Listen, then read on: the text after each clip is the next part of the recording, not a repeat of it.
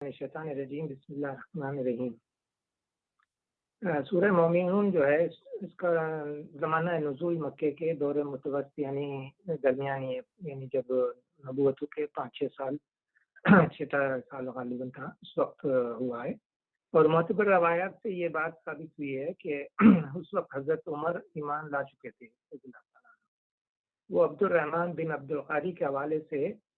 حضرت عمر کا یہ قول نقل کرتے ہیں کہ یہ صورت ان کے سامنے نازل ہوئی۔ وہ خود نزول وحی کی کیفیت کو نبی صلی اللہ علیہ وسلم پر طاری ہوتے دیکھ رہے تھے، اور جب حضور اس سے فارغ ہوئے تو آپ نے فرمایا کہ مجھ پر اس وقت 10 ایسی آیتیں نازل ہوئی ہیں کہ اگر کوئی ان کے معیار پر پورا اترے تو یقیناً جنت میں جائے گا۔ پھر آپ نے اس سورہ کی ابتدائی آیات سنائی۔ تو یہ تھی اس کی زبان نزول کے بارے میں، اور جو ہے اس کا موضوع کیا ہے، کا ٹاپک یہ ہے کہ اتباع رسول ہے، فالو دا رسول صلی اللہ علیہ وسلم، اور سورت کا مرکزی مضمون یہی ہے اس کا، اور پوری تقریر اس مرکز کے اوپر گھومتی ہے، یعنی پورا سینٹرل آئیڈیا یہ ہے۔ آغاز کلام جو ہے اس طرح ہوتا ہے کہ جن لوگوں نے اس پیغمبر کی بات مان لی ان کے اندر یہ اور یہ اوصاف پیدا ہو جائیں گے، اور یقیناً ایسے لوگ دنیا اور آخرت کی فلاح کے مستحق ہوں گے، یعنی دونوں جہاں کے لیے۔ اس کے بعد انسان کی پیدائش، آسمان و زمین کی پیدائش، نباتات و حیوانات کی پیدائش اور دوسرے آثار کائنات کی طرف توجہ دلائی گئی ہے اس پورے صورت میں، جس سے مقصد یہ ہے کہ یہ ذہن نشین ہو جائے کہ توحید اور قیامت یعنی معاد، جس کو دوبارہ زندہ ہو کر جواب دہی کرنا ہے، اسے ماننے کے لیے یہ پیغمبر تم سے کہتا ہے، اس لیے ان کے برق ہونے پر تمہارا اپنا وجود اور پورا نظام عالم گواہ ہے۔ پھر کچھ انبیاء علیہ السلام کی امتوں کے قصے شروع کیے گئے ہیں، بظاہر تو قصے ہیں لیکن دراصل اس مضمون میں یہ باتیں بتائی گئی ہیں جو چند الفاظوں میں آپ کو ریپیٹ کرتا ہوں۔ اول یہ کہ آج تم لوگ محمد صلی اللہ علیہ وسلم کی دعوت پر جو شبہات اور اعتراضات وارد کر رہے ہو وہ کچھ نئے نہیں ہیں، پہلے بھی انبیاء دنیا میں آئے تھے جن کو تم خود جو ہے اللہ سے آئے ہوئے مانتے تھے، ان سب پر ان کے زمانے کے جاہلوں نے یہی اعتراض کیے تھے۔ اب دیکھ لو کہ تاریخ کا سبق کیا بتا رہا ہے، اعتراض کرنے والے حق پر تھے یا انبیاء۔ دوسرے یہ کہ توحید اور آخرت کے متعلق جو تعلیم محمد صلی اللہ علیہ وسلم دے رہے ہیں، یہی تعلیم ہر زمانے کے انبیاء نے بھی دی ہے۔ اس سے مختلف کوئی چیز آج نہیں تھی جو پیش کر رہے ہیں محمد صلی اللہ علیہ وسلم، کوئی نئی چیز نہیں پیش کر رہے ہیں، وہی ہے۔ سوال یہ کہ جن لوگوں نے انبیاء کی بات سن کر نہ دی اور ان کی مخالفت پر اصرار کیا اور آخرکار تباہ ہو کر رہے۔ اور چوتھی بات یہ ہے کہ خدا کی طرف سے ہر زمانے میں ایک ہی دین آتا رہا ہے، تو تمام انبیاء ایک ہی امت کے لوگ تھے۔ اس دین واحد کے سوا جو مختلف مذاہب تم لوگوں نے دنیا میں دیکھ رہے ہو، یہ سب لوگوں کے پیدا کردہ ہیں، ان میں سے کوئی بھی اللہ کی جانب سے نہیں ہے، یعنی عیسائی، یہودی، مختلف قسم کے جو مذہب دنیا میں ہیں۔ اور ان قصوں کے بعد یہ بتایا گیا ہے کہ دنیا کی خوشحالی، معلوم دولت، اعلی اولاد، عزت، اقتدار، یہ چیزیں نہیں ہیں جو کسی شخص یا گروہ کے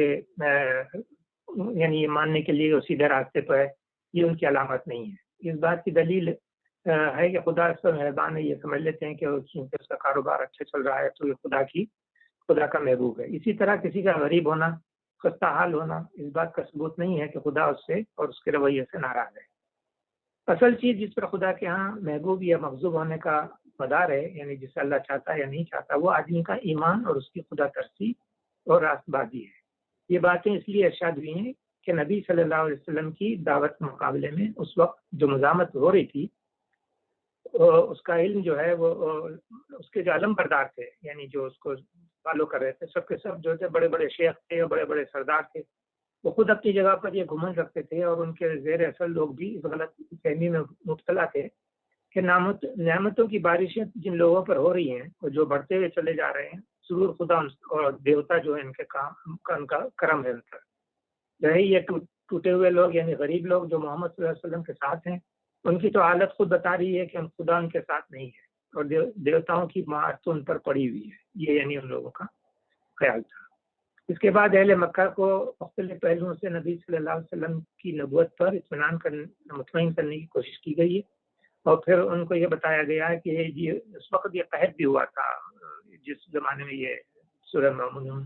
نازل ہوئی. تو یہ ایک تنبیہ ہے کہ بہتر ہے کہ اس کو دیکھ لو، سمجھو اور راہ راست پر آ جاؤ، ورنہ اس کے بعد سخت سزا آئے گی جس پر تم بلبلا اٹھاؤ گے. پھر ان کو یعنی پھر دوبارہ ان کو توجہ دلائی گئی ہے کہ کائنات میں اور خود ان کے اپنے وجود میں جو چیزیں موجود ہیں، آنکھیں کھول کر دیکھو کہ جس توحید اور جس حیات البعد الموت کی حقیقت سے یہ پیغمبر تم کو آگاہ کر رہا ہے، کیا ہر طرف اس کی شہادت دینے والے آثار پھیلے ہوئے نہیں؟ کیا تمہاری عقل اور فطرت اس کی صحت اور صداقت پر گواہی نہیں دیتی؟ پھر نبی صلی اللہ علیہ وسلم کو ہدایت کی گئی ہے، خواہ یہ لوگ تمہارے مقابلے میں کیسا ہی برا رویہ اختیار کریں، تم بھلے طریقے سے مدافعت کرتے رہو. شیطان کبھی تم کو جوش میں لا کر برائی کا جواب برائی سے دینے پہ آمادہ نہ کرنے پائے. تو یہ ہے آخرت اور خاتمے پر مخالفین حق کو آخرت کی بات سے ڈرایا گیا ہے. انہیں وارننگ دی گئی کہ جو کچھ تم دعوت حق اور اس کے فالوورز کو ساتھ کر رہے ہیں اس کا سخت حساب تم سے لیا جائے گا. یہ تھی اس کی ابتدائی کیفیت، بیک گراؤنڈ. آئیے ہم اس کو سنتے ہیں. شروع کے 11 آیتیں، پھر اس پر انشاءاللہ مفہوم کی طرف جائیں گے. اعوذ باللہ من الشیطان الرجیم، بسم اللہ الرحمن الرحیم. شیطان الرجیم، بسم اللہ الرحمن الرحیم. یہ آیت شروع ہوتی ہے قد افلح المؤمنون، یعنی یقیناً فلاح پائی ہے ایمان لانے والوں نے. اب اس میں یہاں پر ہم سوچتے ہیں سکسیسفل انڈیڈ آر دی. اب دیکھیے یہاں پر قد جو ہے یقیناً یعنی انڈیڈ کے سینس میں successful indeed are the believers. ایمان لانے والوں سے مراد وہ لوگ ہیں جنہوں نے محمد صلی اللہ علیہ وسلم کی دعوت قبول کر لی، آپ کو اپنا ہادی اور رہبر مان لیا اور اس طریقے زندگی کی پیروی پر راضی ہو گئے جسے آپ نے پیش کیا. فلاح کے معنی جو ہیں وہ اصل میں اپوزٹ ہیں اس کے خسران کے، یعنی نقصان کے. فلاح کے معنی کامیابی اور خوشحالی. اور یہ جو ہے قد افلاح آغاز کلام میں ان الفاظ سے کرنے کا مطلب یہ اس وقت تک سمجھ میں نہیں آ سکتا جب تک کہ آپ ماحول نگاہ میں نہ رکھیں. جس وقت یہ تقریر کی جا رہی تھی اس وقت ایک طرف دعوت اسلامی کے مخالف سرداران مکہ تھے جن کی تجارتیں چمک رہی تھیں، جن کے پاس دولت کی ریل پیل تھی، جن کو دنیوی خوشحالی کے سارے لوازم میسر تھے. اور دوسری طرف دعوت اسلامی کے جو فالوور تھے، پیرو تھے، ان میں اکثر تو پہلے ہی غریب اور خستہ حال تھے. بعض جو اچھے کھاتے پیتے گھرانے سے تعلق رکھتے تھے یا اپنے کاروبار میں پہلے کامیاب تھے، ان کو بھی اب قوم کی مخالفت نے بدحال کر دیا تھا. اس صورتحال میں جب تقریر کا آغاز اس فکرے سے کیا جا رہا ہے کہ یقیناً فلاح پائی ہے ایمان لانے والوں نے، تو اس سے خود بخود یہ مطلب نکلا کہ تمہارا معیار فلاح اور خسر یعنی کامیابی اور ناکامیابی غلط ہے، تمہارے اندازے غلط ہیں، تمہاری نگاہ دوررس نہیں ہے. تم اپنی جس عارضی محدود خوشحالی کو فلاح سمجھ رہے ہو وہ فلاح نہیں، خسران ہے یعنی نقصان ہے. اور محمد صلی اللہ علیہ وسلم کے ماننے والوں کو جو تم ناکام اور نامراد سمجھ رہے ہو وہ دراصل کامیاب و بامراد ہے. اس دعوت حق کو مان کر انہوں نے خسارے کا سودا نہیں کیا، بلکہ وہ چیز پائی ہے جو دنیا اور آخرت دونوں میں ان کو پائیدار خوشحالی سے ہمکنار کرے گی. اور اسے رد کر کے یعنی نہیں مان کر دراصل خسارے یعنی نقصان کا سودا تم نے کیا ہے، جس کے برے نتائج تم یہاں بھی دیکھو گے اور دنیا سے گزر کر دوسری زندگی میں بھی دیکھتے رہو گے. یہی اس سورہ کا جیسے مرکزی بیان ہے، مضمون ہے. اور یہ ساری تقریر اول سے آخر تک اسی مقصد کے لیے میں نے کیا نام ہے ذہن نشی کرانے کے لیے کی گئی ہے. یہاں سے آیت 9 تک ایمان لانے والوں کی جو صفات یعنی بیان کی گئی ہیں اور گویا دلیلیں ہیں اس دعوے کی کہ انہوں نے ایمان لا کر حقیقت میں فلاح پائی ہے. بالفاظ دیگر گویا یوں کہا جا رہا ہے کہ ایسے لوگ آخر کیوں کر کامیاب نہ ہوں جن کو یہ اور یہ صفات ہیں. اور یہاں سے آپ دیکھیے آگے کا جملہ آتا ہے الذین فی صلاتہم خاشعون، جو اپنی نماز میں خشوع اختیار کرتے ہیں. Those who are humbly submissive during their prayer. خشوع کے اصل معنی ہیں کسی کے آگے جھک جانا. ادب جھک جانا ادب ہے، یعنی اظہار انکساری کرنا. اس کیفیت کا تعلق دل سے بھی ہے اور جسم کی ظاہری حالت سے. دل کا خشوع یہ ہے کہ آدمی کسی کی ہیبت اور عظمت و جلال سے مرعوب ہو، اور جسم کا خشوع یہ ہے کہ جب اس کے سامنے جائے تو سر جھک جائے، اعضاء ڈھیلے پڑ جائیں، نگاہ پست ہو، آواز دب جائے اور حیبت زدگی کی وہ سارے آثار اس پر طاری ہو جائیں جو اس وقت اس حالت میں فطرتاً طاری ہو جایا کرتے ہیں. جبکہ آدمی کسی زبردست یا جبروت ہستی یعنی پاورفل ہستی کے حضور پیش ہو تو نماز میں خضوع سے مراد دل اور جسم کی یہی کیفیت ہے، تو یہی نماز کی اصل روح ہے۔ حدیث میں آتا ہے کہ ایک مرتبہ نبی صلی اللہ علیہ وسلم نے ایک شخص کو دیکھا کہ نماز پڑھ رہا ہے اور ساتھ ساتھ داڑھی کے بالوں سے کھیلتا جاتا ہے۔ اس پر آپ نے فرمایا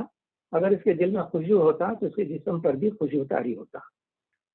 یعنی خشوع کا تعلق حقیقت میں دل سے ہے، اور دل کا خشوع آپ سے آپ جسم پر طاری ہوتا ہے، یعنی جیسے ابھی حدیث سے معلوم ہوا۔ لیکن شریعت میں نماز کے کچھ ایسے عادات بھی مقرر کر دیے گئے ہیں جو ایک طرف قلبی خشوع میں مددگار ہوتے ہیں اور دوسری طرف خشوع کی گھٹتی بڑھتی کیفیات میں پہلے نماز کو کم از کم ظاہری حیثیت سے ایک معیار خاص قائم رکھتے ہیں۔ ان عادات میں سے ایک یہ ہے کہ آدمی دائیں بائیں نہ مڑے اور نہ سر اٹھا کر اوپر دیکھے، زیادہ سے زیادہ صرف چشمے گوشے چشم سے ادھر ادھر دیکھ سکتا ہے، یعنی کونے آنکھوں کی کونے سے نگاہ جو ہے سجدہ گاہ کی طرف رہنی چاہیے یا پھر سیدھے سامنے کی طرف رہنی چاہیے۔ نماز میں ہلنا، مختلف سمتوں میں جھکنا بھی ممنوع ہے۔ کپڑوں کو بار بار سمیٹنا یا ان کو جھاڑنا یا ان سے شغل کرنا بھی ممنوع ہے۔ اس بات سے منع کیا گیا ہے کہ سجدے میں جاتے وقت آدمی اپنے بیٹھنے کی جگہ یا سجدے کی جگہ صاف کرنے کی کوشش کرے۔ تن کر کھڑا ہونا، بہت بلند آواز سے قرات کرنا یا قرات میں گانے کی طرح آداب جھکانا یعنی قرات کرنا آداب نماز کے خلاف ہے۔ زور زور سے جمائیاں لینا وغیرہ نماز میں بے ادبی ہے۔ جلدی جلدی مارا مار نماز پڑھنا بھی سخت ناپسندیدہ ہے۔ حکم یہ ہے کہ نماز کا ہر فعل پوری طرح سکون اور اطمینان سے ادا کیا جائے، اور ایک فعل مثلا رکوع یا سجود یا قیام یا قعود جب تک مکمل نہ ہو دوسرا فعل شروع نہ کیا جائے۔ نماز میں اگر کوئی چیز اذیت دے رہی ہو تو اسے ایک ہاتھ سے دفع کیا جا سکتا ہے،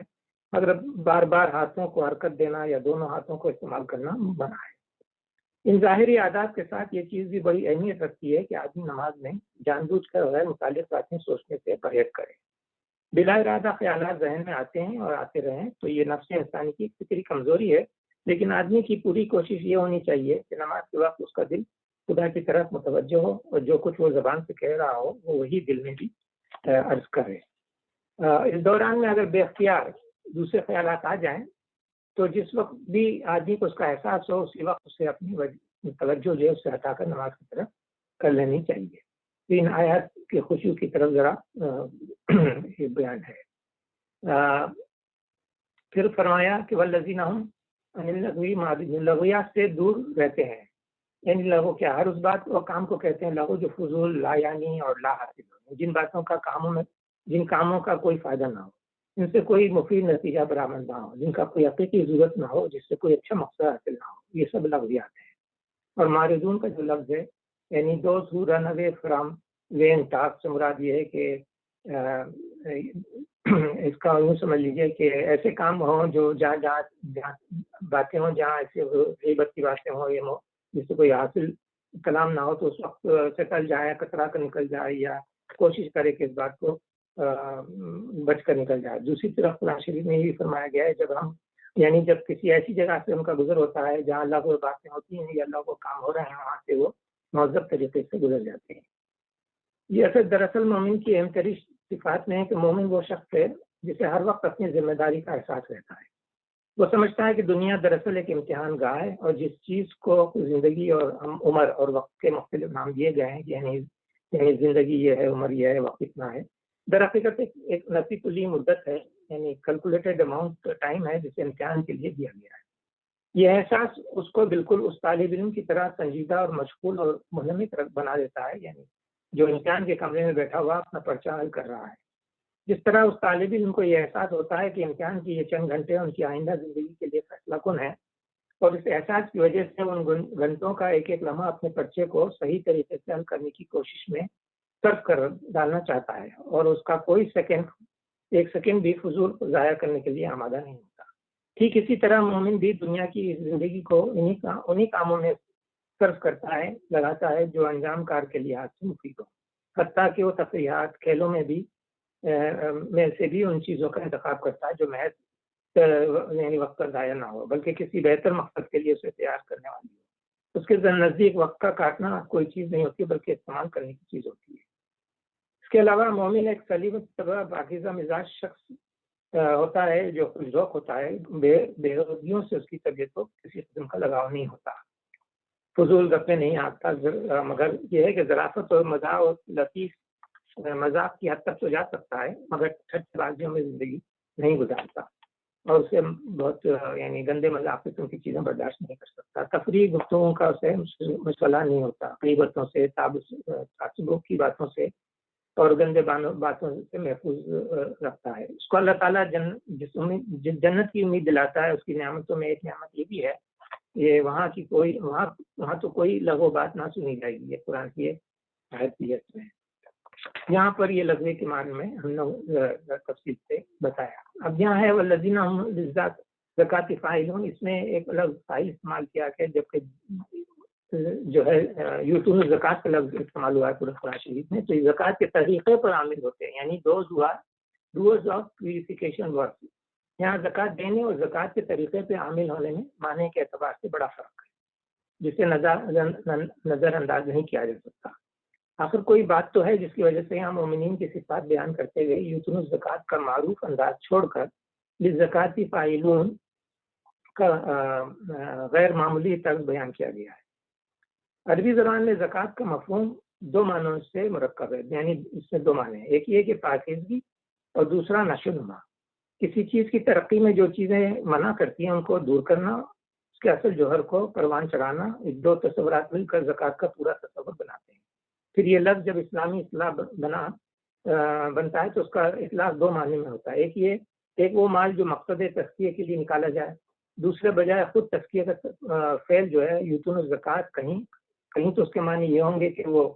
تزکیے کا غرض سے اپنے مال کا ایک حصہ دیتے یا ادا کرتے ہیں۔ اس طرح بات صرف مال دینے تک محدود ہو جاتی ہے، لیکن اگر زکوٰۃ فاعلون کہا جائے تو اس کا مطلب یہ ہوگا کہ تزکیے کا فعل کرتے ہیں، یعنی اس صورت میں بات صرف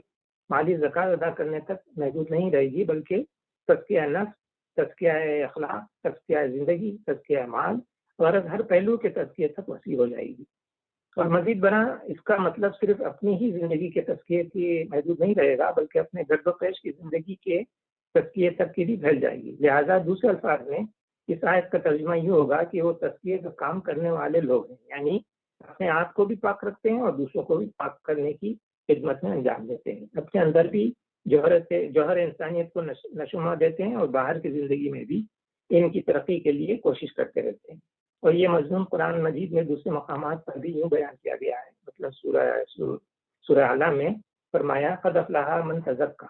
وذکر اسم ربہ فصلی، فلاح پائی اس شخص نے جس نے پاکیزگی اختیار کی اور اپنے رب کا نام یاد کر کے نماز پڑھی۔ اور سورہ شمس میں فرمایا قد افلح من زکاہا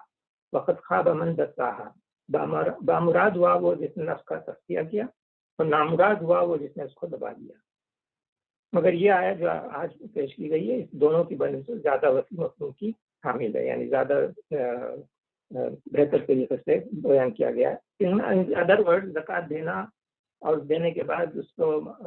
ختم نہیں ہو جاتا، بلکہ اس کا عمل شروع یہ ہوتا ہے کہ صحیح طریقے سے اس کو ادا بھی کیا جائے جو قابل زکوٰۃ لینے کے ہیں۔ تو یہ ایک انسٹیٹیوشن ہے جسے صحیح معنوں میں اس لیے اس کا لفظ فاعلون استعمال کیا گیا ہے، اور یہ خیال رہے کہ زکوٰۃ کے طریقے پر زکوٰۃ کے لیے جو لفظ استعمال کیا اس میں خاص بات ہے those who are doers of the purification works, اپنے ہی لیے نہیں بلکہ پورے سوسائٹی کے لیے۔ پھر فرمایا کہ اپنی شرمگاہوں کی حفاظت کرتے ہیں۔ اس کا مطلب دو ہے، ایک یہ کہ اپنے جسم کے قابل شرم حصوں کو چھپا کر رکھتے ہیں، یعنی عریانی سے پرہیز کرتے ہیں اور اپنا سطر دوسروں کے سامنے نہیں کھولتے۔ دوسرے یہ کہ وہ اپنی عصمت اور فرد کو محفوظ رکھتے ہیں، یعنی صنفی معاملات میں آزادی نہیں برتتے اور قوت شہوانی کے استعمال میں بے لگام نہیں ہو جاتے۔ اور اس میں یہ بھی ہے کہ شرمگاہوں کی حفاظت کے لفظ سے پیدا ہوتی ہے وہ دنیا میں غلط فہمی پھیلی ہوئی ہے، وہ یہ کہ دنیا میں پہلے بھی یہ سمجھا جاتا تھا اور آج بھی بہت سے لوگ اس غلط فہمی میں مبتلا ہیں کہ قوت شہوانی بجائے خود ایک بری چیز ہے اور اس کے تقاضے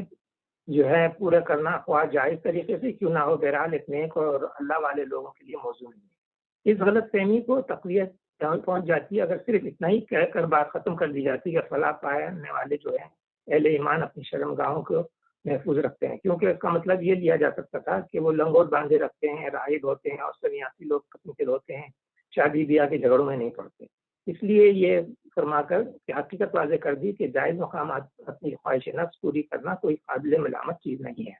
البتہ گناہ یہ ہے کہ آدمی شہوت رانی کے لیے اس معروف اور جائز صورتوں سے تجاوز کرے، یعنی حد سے بڑھ جائے،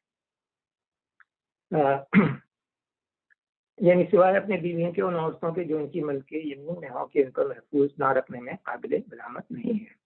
اس ملک یمین کے بارے میں تفصیلات انشاءاللہ بعد میں پڑھی جا سکتی ہیں۔ البتہ جو لوگ اس کے علاوہ کچھ اور چاہیں وہی زیادتی کرنے والے ہیں، یعنی جو ابھی ہم نے کہا کہ وہ سنیاسی قسم کے لوگ ہیں، یہ کچھ ان سے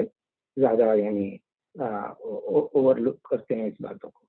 والذین اپنی امانتوں اور اپنے عہد و پیمان کا بات رکھتے ہیں۔ اس کا مطلب کیا ہے؟ امانات کا لفظ جو ہے بڑا جامع لفظ ہے، یہ تمام امانتوں کے لیے جو خداوند عالم نے معاشرے میں یا افراد نے جس شخص کے سپرد کیے ہوں، وہ عہد و پیمان وہ سارے معاہدے داخل ہیں جو انسان اور خدا کے درمیان، یا انسان اور انسان کے درمیان، یا قوم اور قوم کے درمیان وعدے کیے جاتے ہیں۔ مومن کی صفت یہ ہے کہ کبھی امانت میں خیانت نہ کرے اور کبھی اپنے قول و قرار سے نہ پھرے۔ نبی صلی اللہ علیہ وسلم اکثر اپنے خطبوں میں فرمایا کرتے تھے کہ جو امانت کی صفت نہیں رکھتا وہ ایمان نہیں رکھتا، اور جو عہد کا پاس نہیں رکھتا وہ دین نہیں رکھتا۔ اور بخاری مسلم کی یہ متفقہ روایت ہے کہ حضور صلی اللہ علیہ وسلم نے فرمایا 4 خصلتیں ہیں، یعنی 4 باتیں ایسی ہیں جنہیں یہ پائی جائیں وہ خالص منافق ہے، اور جس میں کوئی ایک بھی پائی جائے اس کے اندر نفاق کی ایک خصلت ہے جب تک اسے چھوڑ نہ دے۔ جبکہ کوئی امانت اس کے سپرد کی جائے تو خیانت کرے، جب بولے تو جھوٹ بولے، جب عہد کرے تو توڑ دے، اور جب کسی سے جھگڑا کرے تو اخلاق و دیانت کی ساری حدیں پھاند دے، یعنی اور کرے۔ تو یہاں پر جو ہے خیال رکھنا کی امانت اور عہد و پیمان کا پاس رکھنے کا مطلب ہے۔ اور اپنی نمازوں کی محافظت کرتے ہیں۔ یہاں پر پلورل نماز سنگولر نہیں پلورل میں کہا گیا، اس کی وجہ یہ ہے کہ دونوں میں فرق یہ ہے کہ وہاں نماز سے مراد کی یہاں ایک وقت کی نماز نہیں، بلکہ ہر ایک وقت ایک وقت کی فردن نماز، فجر، ظہر، عصر، مغرب اور عشاء، تمام نمازوں کی محافظت کا بیان ہے۔ یعنی مطلب ہے کہ اوقات نماز، آداب نماز، ارکان و اجزاء نماز، غرض نماز سے تعلق رکھنے والی ہر چیز کی پوری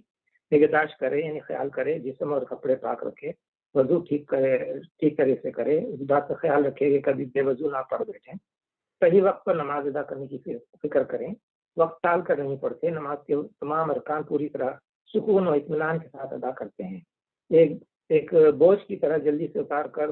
بھاگ نہیں جاتے، اور جو کچھ زمانے نماز پڑھتے ہیں وہ اس طرح پڑھتے ہیں جیسے بندہ اپنے خدا سے کچھ عرض کر رہا ہے، نہ اس طرح کی کوئی ایک رتی ہوئی عبارت کو کسی نہ کسی طرح سے ہوا میں پھینک دیا، یعنی یہ آداب نماز میں ہے۔ اس کے بعد فرمایا یہی لوگ وہ وارث ہیں جو میراث میں فردوس پائیں گے اور اس میں ہمیشہ رہیں گے۔ اب یہاں لفظ فردوس پر پہلے بھی ہم نے یہ بتایا تھا کہ یہ لفظ جو ہے بہت ہی کامن ہے مختلف اقوام میں، یعنی مثال کے طور پر سنسکرت میں اسے پردیشا کہتے ہیں، قدیم کلدانی زبان میں پردیسا یعنی ڈائنامک لینگویج میں بھی یہ لفظ سے ملتا جلتا ہے، قدیم ایرانی میں جن میں پیری دائزہ، عبرانی میں پردیس، ارمنی میں پردیز، سریانی میں پردیسو، یونانی میں پیراداسوس اور لاطینی میں پیراداسس، عربی میں فردوس۔ تو یہ لفظ جو ہے بہت معروف ترین لفظ ہے جو قریب تمام انسانی زبانوں میں مشترک طور پہ کامن طور پہ پایا جاتا ہے۔ تو اس کا مطلب یہ بعض لوگ جو ہیں ان کو یعنی پہچان لیتے ہیں کہ یہ لفظ جو ہے very close to the almost every word in the other languages۔ تو یہ اہل ایمان کے وارث فردوس ہونے کا یہاں پر بیان آیا ہے، جس سے یہاں پر اینڈ ہوتا ہے۔ تو ان آیات میں 4 اہم مضمون ادا ہوئے ہیں، یعنی سمری یہ ہے کہ جو لوگ بھی قرآن اور محمد صلی اللہ علیہ وسلم کی بات مان کر یہ اوصاف یعنی یہ کریکٹرسٹک اپنے اندر پیدا کر لیں تو اس رویے کے پابند ہو جائیں جو دنیا اور آخرت، تو وہ دنیا اور آخرت دونوں میں فلاح پائیں گے۔ قطع نظر اس سے کہ یعنی یہ کسی بھی قوم ہو، کسی نسل ہو، کسی ملک کے ہوں، وہ اگر قرآن اور محمد صلی اللہ علیہ وسلم کی بات مان لیں تو پھر وہ جو ہے فردوس کے وارث ہوں گے۔ دوسری یہ کہ یہ فلاح جو ہے محض اقرار ایمان یا محض اخلاق اور عمل کی خوبیوں کا نتیجہ نہیں ہے، بلکہ دونوں کے اجتماع کا نتیجہ ہے، یعنی دونوں چیزیں چاہیے، ایمان اور عمل صالح۔ یہ نہیں کہ عمل صالح ہو اور ایمان نہ ہو، یا ایمان ہو عمل صالح نہ ہو، تو آدمی جو ہے یہ جب آدمی خدا کی بھیجی ہوئی ہدایت مانے پھر اس کے مطابق عمل بھی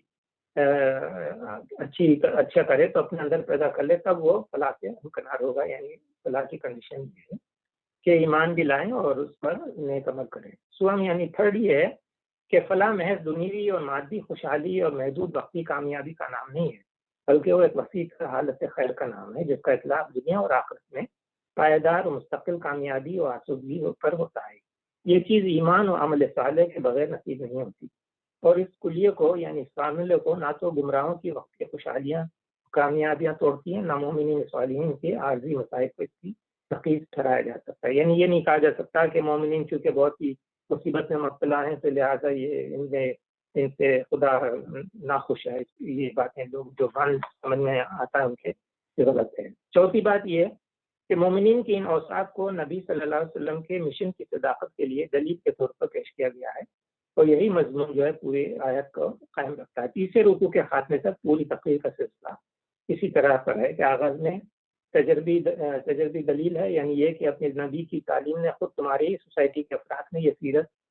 اور کردار یہ اخلاق پیدا کیے کر کے دکھائیں۔ اب تم خود سوچ لو کہ یہ تعلیم حق نہ ہوتی تو ایسے صالح نتائج یعنی نیکی کے جو لوگ نیک لوگ کس طرح پیدا ہو سکتی تھی۔ اس کے بعد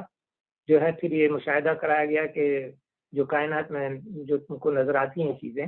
وہ سب توحید اور آخرت کی تعلیم دے رہی ہیں، جس سے محمد صلی اللہ علیہ وسلم پیش کر رہے ہیں۔